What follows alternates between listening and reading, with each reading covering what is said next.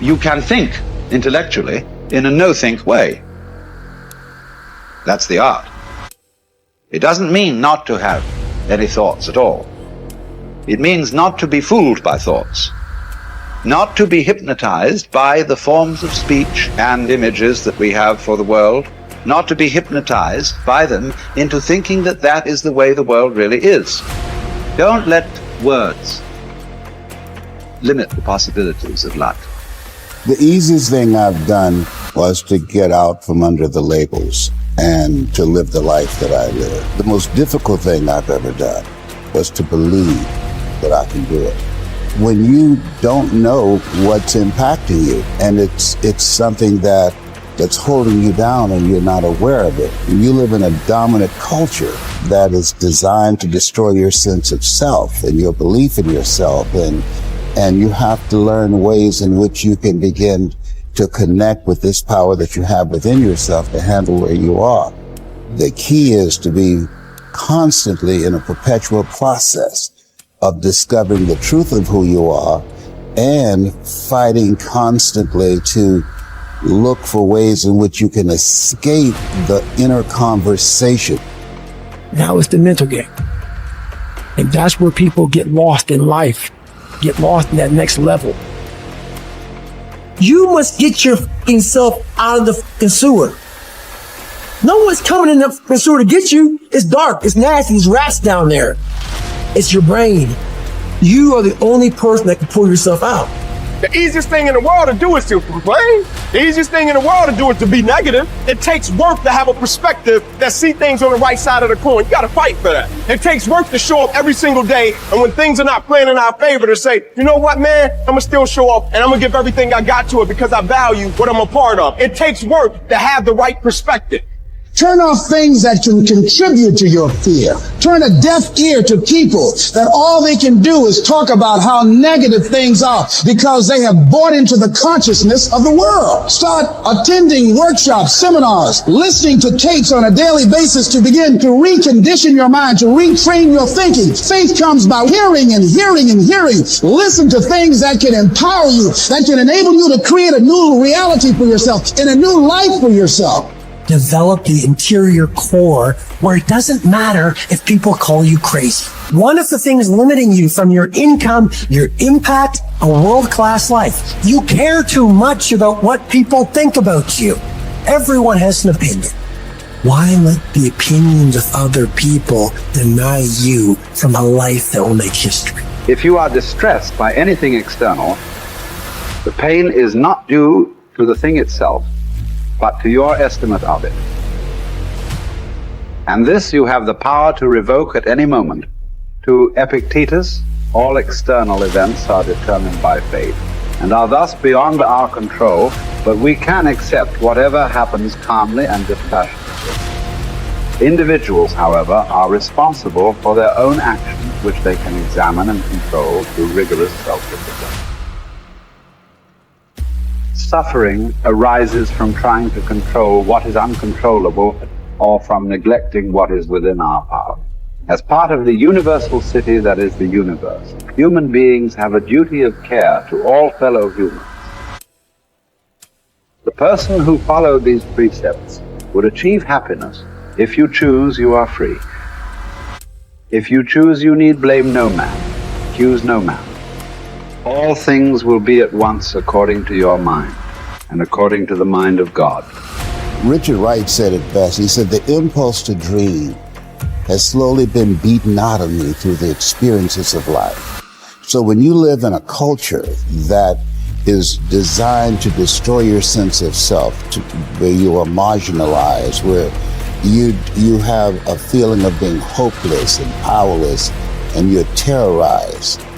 I remember going downtown with my mother, and I saw a water fountain. I think I was about 5 years old, and I ran and I drank from the water fountain. All of a sudden, she grabbed me by the neck and said, "Don't you ever do that again," and started punching me in the back of my head and my face, and got me down on the ground. Was punching me relentlessly. And I said, "Mama, please, it's me, Mama, it's me," with this crazed look in her eyes.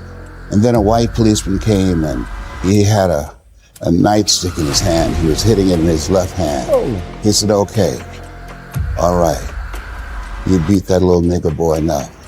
Now, I won't have to beat him with this nightstick. And he walked away laughing.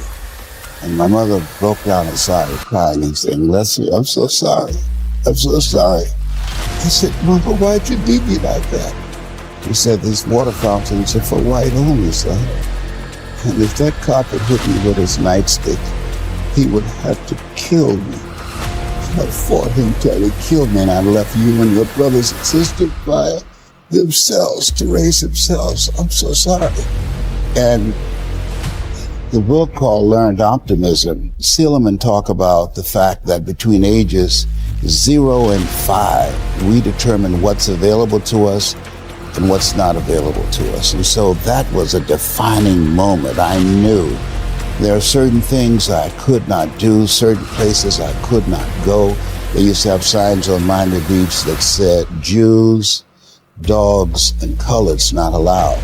And so now you have to operate within the constraints of the dominant society and the things that they've created for you.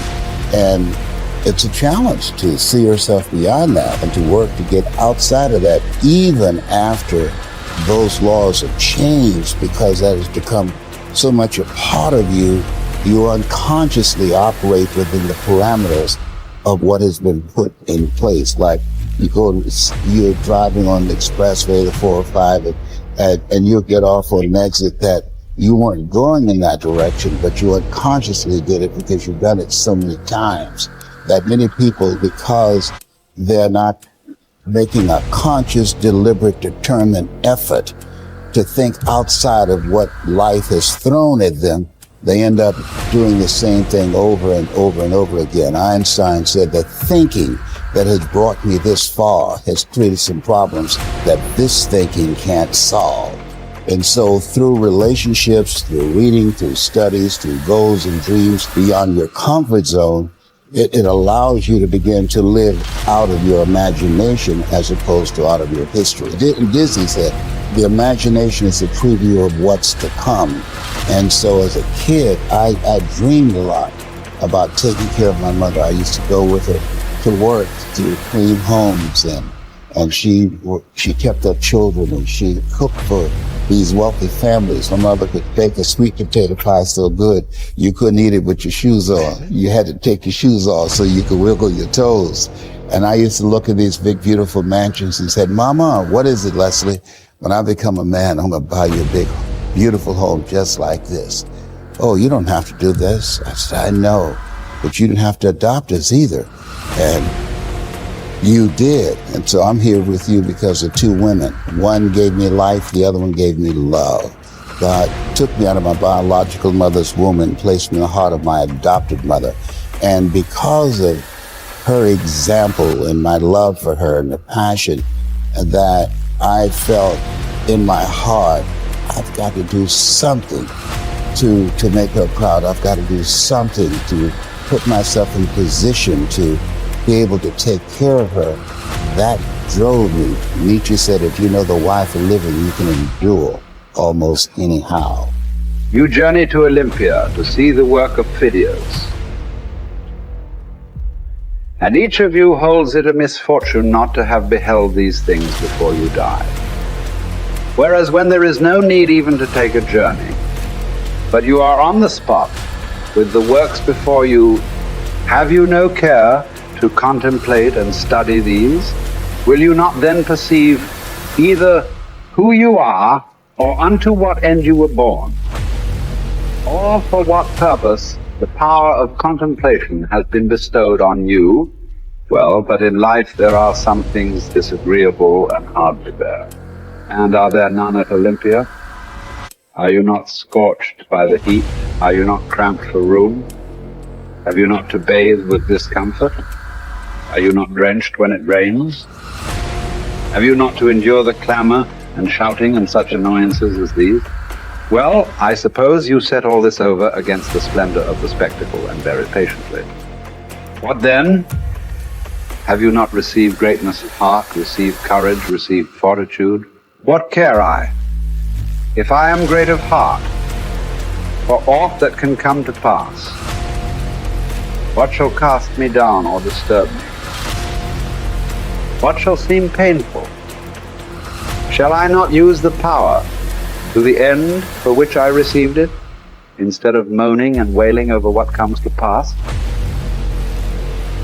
If I show you that you lack just what is most important and necessary to happiness, that hitherto your attention has been bestowed on everything rather than that which claims it most, and to crown all, that you know neither what God nor man is, neither what good or evil is, why, that you are ignorant of everything else, perhaps you may bear to be told. But to hear that you know nothing of yourself, how could you submit to that? How could you stand your ground and suffer that to be proved? Clearly not at all. You instantly turn away in wrath. Yet what harm have I done to you? Unless indeed the mirror harms the ill-favored man by showing him to himself just as he is. Unless the physician can be thought to insult his patient. Friend, do you suppose there is nothing wrong with you? Why, you have a fever, eat nothing today, and drink only water. Yet no one says, what an insufferable insult. Whereas if you say to a man, your desires are inflamed, your instincts of rejection are weak and low, your aims are inconsistent, your impulses are not in harmony with nature, your opinions are rash and false, he forthwith goes away and complains that you have insulted him.